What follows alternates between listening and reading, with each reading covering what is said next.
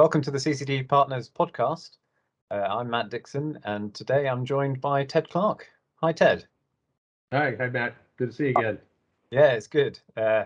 So you've got a couple of books out, which you've kindly put up behind you on the video version of this, anyway. And you've recently, you can talk about it, but you recently changed in your career path, and I thought it'd be a good time to catch up, and maybe there's a few tips that we can pass on for other aspiring CEOs. Certainly, I felt reading your book manuscript, I found it very interesting and inspiring. So it'd be good to talk about. Yeah. So yeah. So we sort of originally got in contact with each other a few years back when you were CEO of Royal, looking at a potential acquisition in Italy, and that was going quite well, I thought, until the announcement with H.B. Fuller taking over, and so yeah, that was our original interaction. And what's happened since then? Maybe that's a good place to start. Yeah, good. Well, first of all, yeah, it was great working with you back then, and I'm still in touch, by the way, with that company, and great CEO there who I like very much. Yeah, we well, it's in the private equity business, right? We were doing a buy and build at the time with Royal, and had been very successful with it.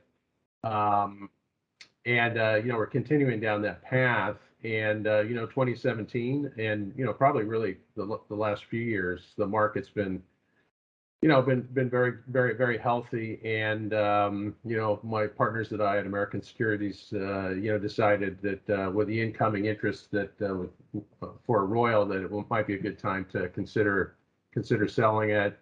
We came to an agreement with H.B. Fuller and closed that deal in October of 2017. And I thought sort of maybe I'd help with the integration, then go off into the sunset. And Jim Owens, who's the CEO of Fuller, sort of convinced me to stay a little longer, help out with the integration, and then we worked on sort of a broader kind of strategy around the 30 or so markets that we sell into, and that led to a pretty major reorganization of the company into 3 global business units, and then I agreed to stay on as the COO. They hadn't had a COO prior to that, and so I stayed on to sort of set up that COO office and get these 3 global business units stood up.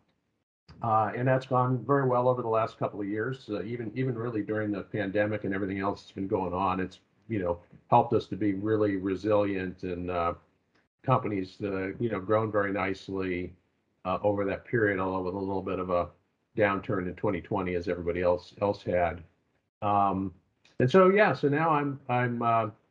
I'm sort of at that point now where it's time to transition to someone new, and we're in that process right now. We've hired a new COO, and I'm going to be helping over the next 5 or 6 months to get the new COO in good shape. From an onboarding point of view, it's a relatively simple business, but it's complex by the number of geographies we operate in and the number of markets we serve. But other than that, it's pretty easy. That's what I've been doing, and then I took the opportunity to write a couple of books over the last 4 years since selling Royal to H.B. Fuller. Mm. Yes, and it'd be good to talk a little bit about both of those in a second. It's certainly one of the things I picked up was you've done quite a lot in M&A and integration work over the years. So that clearly makes sense with what you're doing at H.B. Fuller, and perhaps that's some of the skills that you can pass on with your next role. What was your inspiration for writing them? What were you trying to accomplish?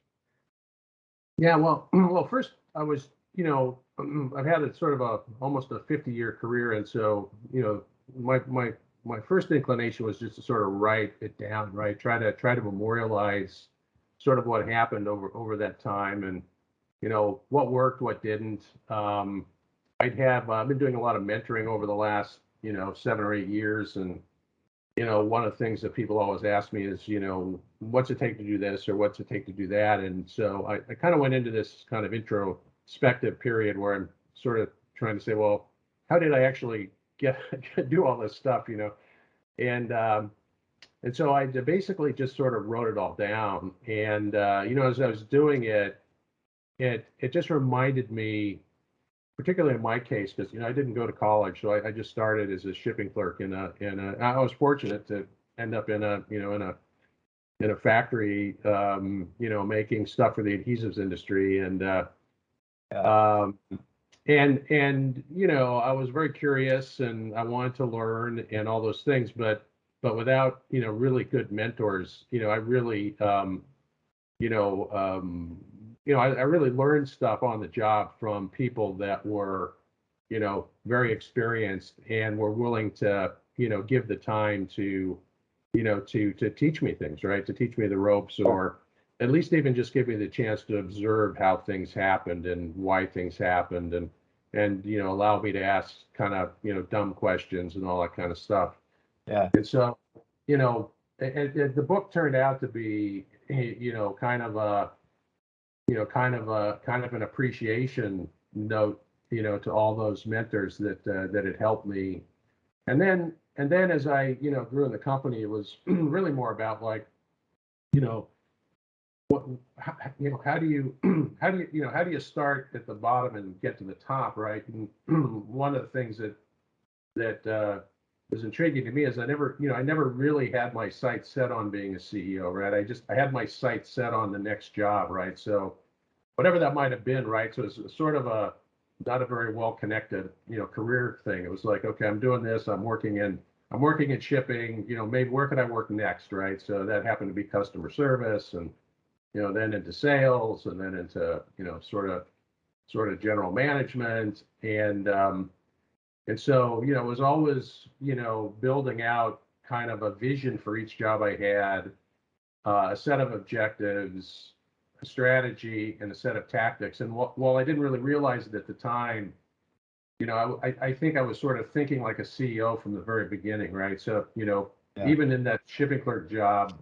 I sort of made up my own by sort of changing the process in shipping to make myself more valuable, and so forth. And in each job, I sort of did that, which I think helped to attract mentors, and people that would, were willing to kind of, if I'm adding value, they want to help add value to you, right? So it's kind of a two-way street, sort of a situation. It's one of the things that struck me reading the book, because you hadn't really planned out like I'm at A and I need to get to B, and this is how I'm going to do it. It was more you just had this sort of sensible approach to each job you were put into, and although that wasn't necessarily directly aiming to get you to the CEO role, other people reading it could use the same sort of skill set and approach to do that if that's what they wanted to do. Yeah, I think that's right. And I think part of it is, I, I think part of the satisfaction of work is sort of adding value, right? So whether you get to be the CEO or not, right? There's you know plenty of paths and avenues that people can take. I just happen to sort of, because I think more because I got into the sort of general management relatively young, and and then a lot of good breaks along the way, right? I mean, it turned out it was a good company that I went to work for. That company got bought by a much bigger company, which helped us to globalize, exposed me to a lot more, lots of different kinds of thinking about running a business, and and it kept going. And one of the things I point out in the book is there's there's more sort of people that didn't finish college, in CEO roles than people would typically think, right? Got quote a genome study in there that there's a not a huge percentage, but a pretty good percentage of people that do that, and when they do that, they tend to be people that overachieve at each part of their career, right? So I think in some sense they're saying, okay, I just want to be the best of what I'm doing now, and then I'm open to opportunities, right? And I tell people when I mentor people, I talk about the idea that, the way the world works now, any job that you're doing could probably be done by a third party, right? So if you think of yourself as a CEO and you're the third, you're hired from the outside to run shipping in a company, then you're the CEO of that activity, right? And if you begin to think that way, it'll start to manifest itself in more opportunities, and potentially you could become a CEO. Yeah, one of the key themes I thought was anticipating problems. So like one of your first jobs where you were lugging around those great rolls of fabric, and you had to have the right one in the right place at the right time.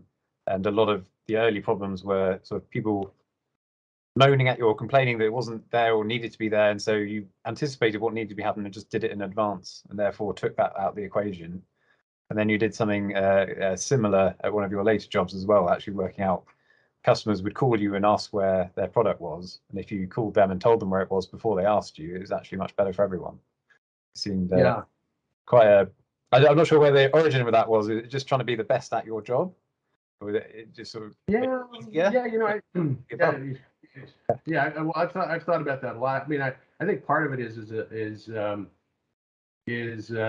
just trying to make, essentially just, it was a little bit more selfish, right? I was essentially trying to make my job a little bit easier, right? And more fun, right? Because some of these entry level jobs can be pretty repetitious, and and the one thing, I had an operating guy that worked for me, a great operating guy, and he always told me, you get a free brain with every two, with a set of hands, you get one free brain, right? So, getting, people, I think people have, people can create more opportunities for themselves than they sometimes realize. And, part of what I tried to do was sort of make it fun, right? And also I like being recognized, right? So if I'm helping out the people or people in other departments or whatever, they're, that's, they'll help you back, right? And that's where you begin to build trust. And if you can build trust, people will give you, have more confidence in you, and they'll give you more responsibility, right? Because they'll trust you to, how you operate, how you behave, in the workplace is, a good predictor of what you might do in the future. What I quite that was, yeah. Sorry, go on. Yeah, well, that was really, part of it. That, later on, a lot of it was, the frustration of, you have customers that are unhappy, right? And you're in customer service, your inclination is, well, how can I do a better job in customer service? But, sometimes you're at a level where you can't change the whole system, but, you can do things, right? You can always make any process you're working on, a little bit better. And the other notion that here is, the difference between sort of success and mediocrity is just on the margins, right? So, just doing things a little bit better than your peers, right? You're going to get recognized, and things are going to get better, right? So I always tell people, it's not about perfection. It's about just doing better than your best competitors, right? So if you can do better than your best competitors, you do it consistently, your margins are going to get better. Your growth's going to be better. You're probably going to have a better, your company's, likely to have a better vision of where you want to go because you're kind of thinking ahead, right? So that whole thinking ahead and trying to anticipate things kind of plays into this whole question about how important vision is to success, right? At any level in a company. If you really don't have a clear kind of vision in your head of what you're trying to do and how that fits with, with what the company's trying to do or what your customer's trying to do, you're going to work and you're going to get things done, but you're going to be really working off somebody else's vision, right, rather than your own. So, that's one of the. I hope that's one of the messages that comes out in the book. One of the things I like about the book is you use quite a few stories and anecdotes to bring some of your wider points to life.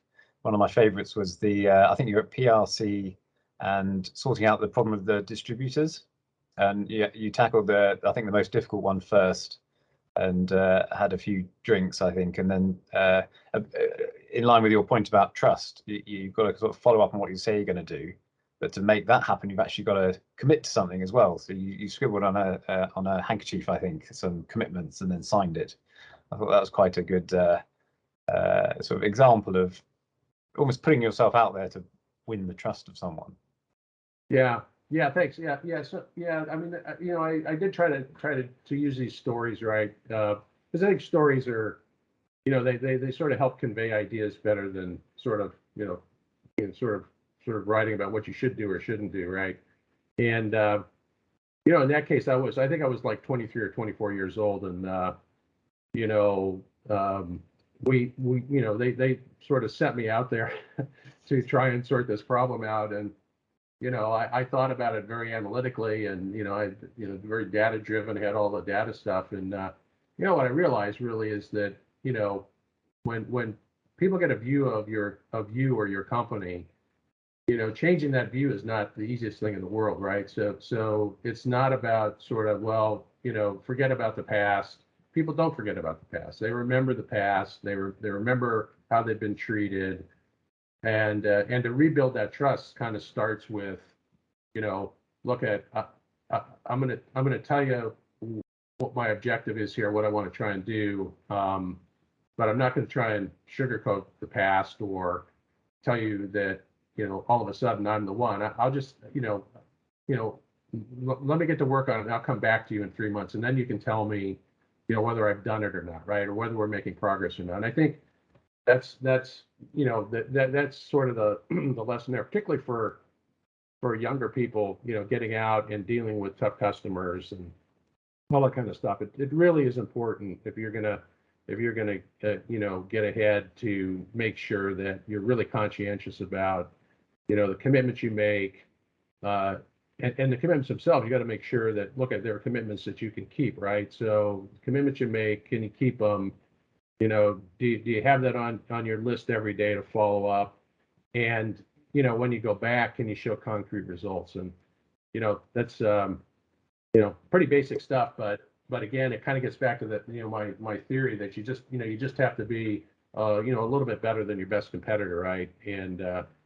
And being conscientious, particularly in our industry, right? It's adhesives and sealants and coatings, and in the broader kind of specialty chemical industries, it's really a pretty small industry if you think about it, right? I mean, if you're in it for a long time, you know a lot of people, and your reputation is really what carries you through. And if you have a good one, you're going to do well. If you don't have a good one, things aren't going to be so pretty long term, right? So these people sort of moving from industry to industry. But if you're going to be like an expert in an industry, and be recognized as an industry leader, your credibility is really important, and that's how you build it, right? Just Yeah. Doing what you say. You said a little earlier that some of these points, in a way, are a bit basic. I find a very similar thing with working in M&A. A lot of what we advise and talk about is common sense when you sort of hear it, but it's applying that in the heat of the moment is the difficult thing, and knowing what works and what doesn't. And so I think it's really helpful having a book like yours, which not just a list of things you should do. It's the stories and the anecdotes and sort of how you apply it in the situation really does help, I think. So yeah, certainly I'm grateful for it. Yeah. Yeah. Looking forward. So it's out already, your book, isn't it? Pardon? It's out already. It's on.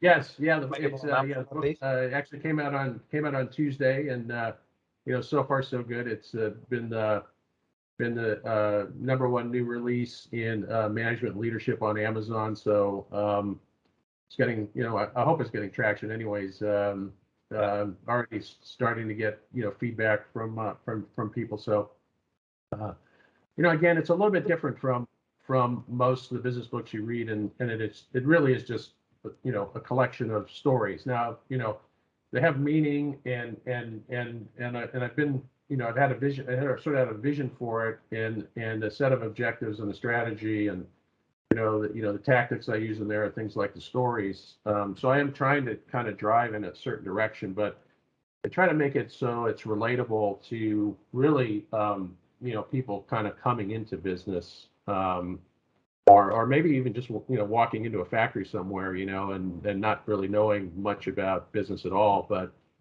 sort of wanting to learn more and wanting to know more. So that was my goal with with this first book anyway. So Sure. And that brings us up to about the turn of the millennium, doesn't it? And then we move into your other book, which is on the wall behind you, the Buy and Build CEO.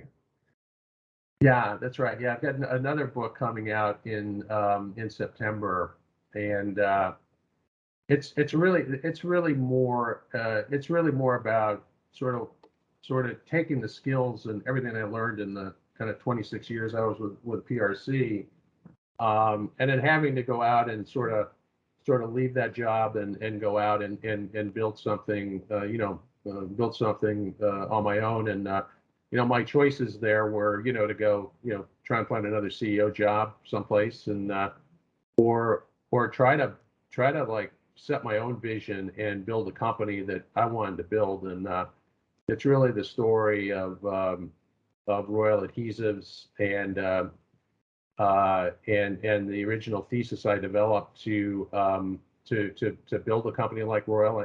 I set a goal of building a $300 million a global adhesives and sealants business. Pitched that thesis to quite a few private equity groups.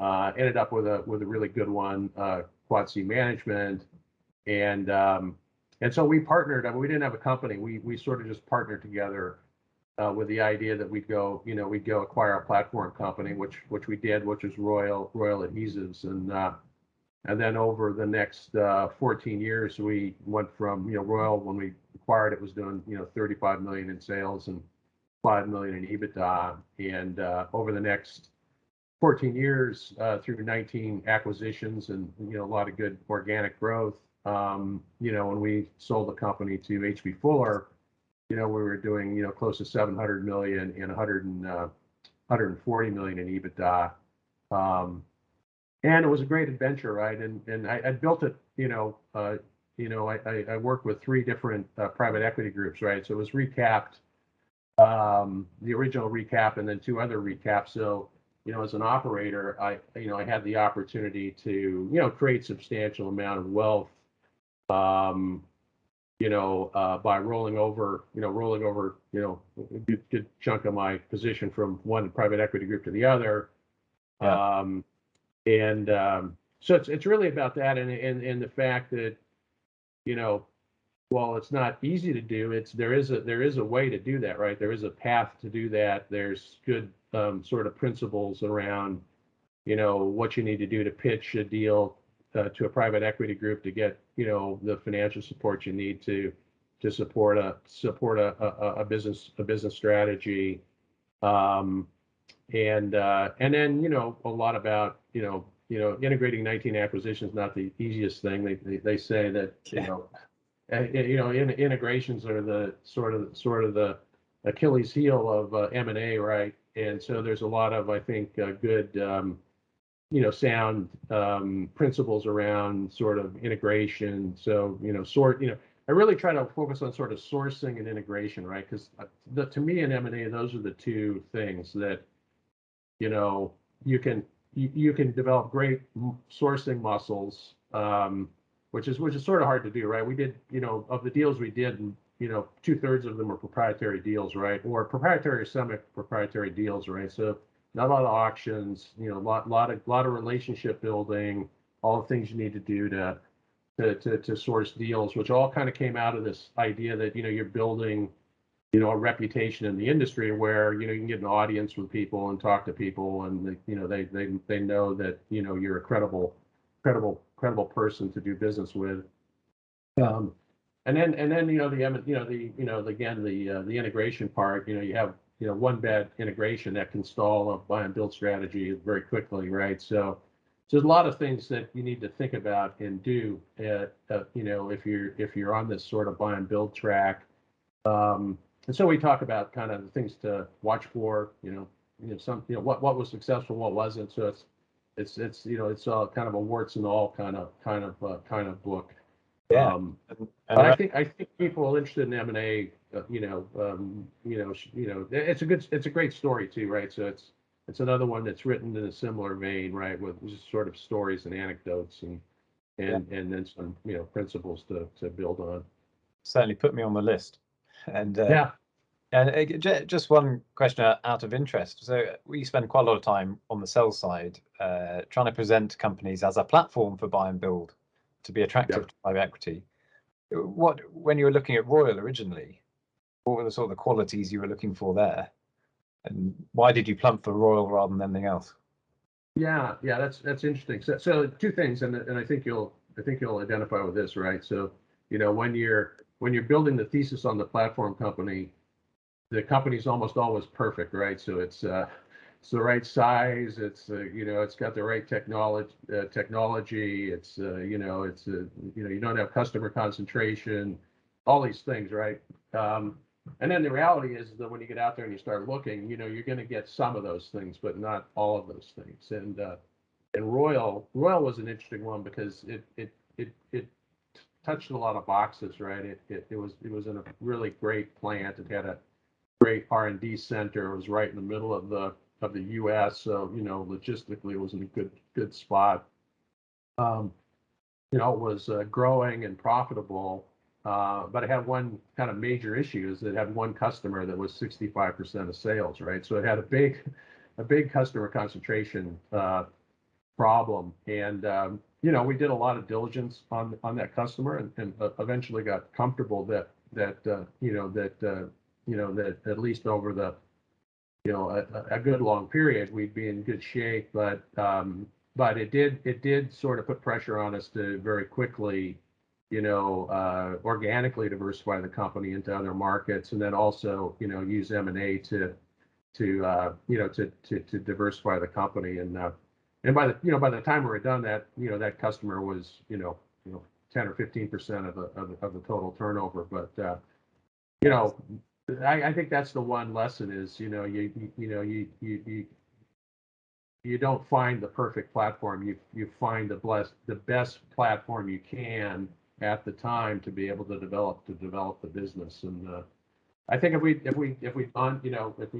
waited to get to the spec we wanted, we probably would have never done Royal, right? So you have to. So that's the whole.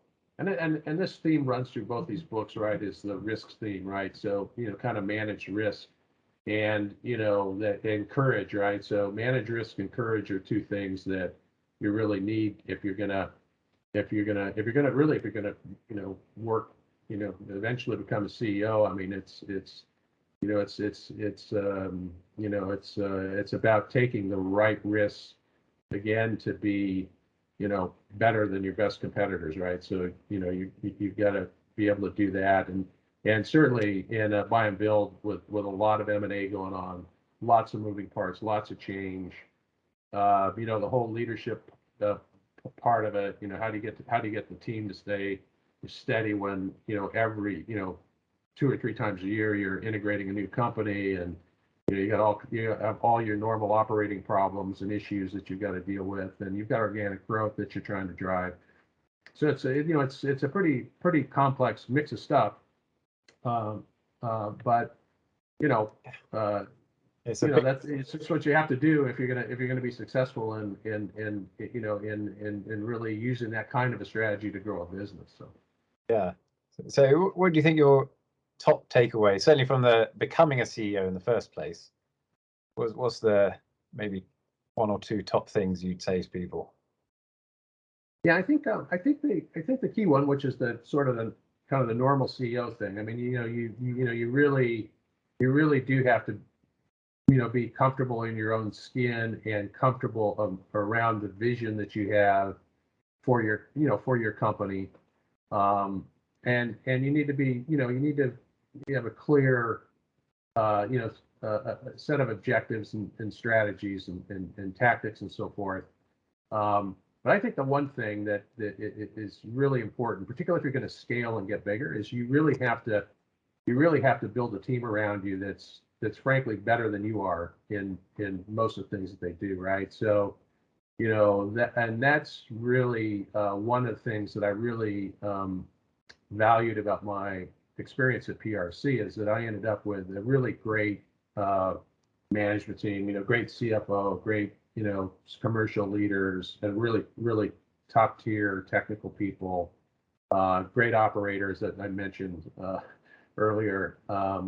And if you get the right people and you get them all kind of moving in the right direction, and the one thing there's two things I think are important. One is no politics, right? So and I made that clear to everybody. And the two is we need to work together, right? No silos, right? So no operation silo, no technical silo, no commercial silo. We're all gonna work together to execute on the strategy that we've all agreed on, right? Um, and that means again, we really have to understand our markets, really have to understand our competitors, and we really need to understand what being better than our best competitor what that means, right? And get everybody to kind of move in the same direction. And I think that's more than anything, that's a job of the CEO, right? Is to create that leadership. And then if things go wrong, and when things go wrong, the CEO's got to take that responsibility. And when things go right, he has to share that with the team. um so that because they want people to lead from the front. They don't at least my experience has been, you know they don't want a ivory tower, and this kind of a strategy group that kind of tells them what their strategy should look like, right? It should all bubble up from it should bubble up from the markets and then be distilled and created into kind of a shared vision, that we can that you can hold everybody responsible to together as a team, rather than isolate or blame kind of one part of the company and kind of create tension and all that kind of stuff, which is sort of non-value added in the end, right? So Yeah, so your classic team leadership role, which when you put it like that, sounds quite simple, but you've got a huge organization underneath. Everyone pulling together is a challenge that you've obviously done very well. And I very much enjoyed reading your book, and I very much look forward to reading your next book. And great, thank you. I've enjoyed being on the podcast. Great to see you again, and hopefully next time I'm in the UK, we can go to the Cambridge and Oxford Club with Dick Spalton again, and have a nice day. yes, that would be great. Yeah, it's been an absolute pleasure. Thanks for coming on, Ted.